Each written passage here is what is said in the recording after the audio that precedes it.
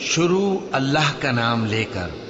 جو بڑا مہربان نہایت رحم والا ہے۔ سورج کی قسم اور اس کی دھوپ کی، اور چاند کی جب وہ اس کے پیچھے چلے،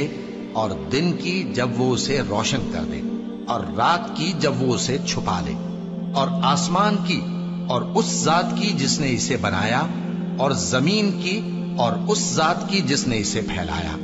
اور نفس انسانی کی اور اس کی جس نے اسے درست کر کے بنایا۔ پھر اس کو بدکاری سے بچنے اور پرہیزگار بننے کی سمجھ دی کہ جس نے اپنے نفس کو پاک رکھا وہ مراد کو پہنچا، اور جس نے اسے خاک میں ملایا وہ نامراد رہا۔ قوم سمود نے اپنی سرکشی کے سبب پیغمبر کو جھٹلایا۔ جب ان میں سے ایک نہایت بدبخت اٹھا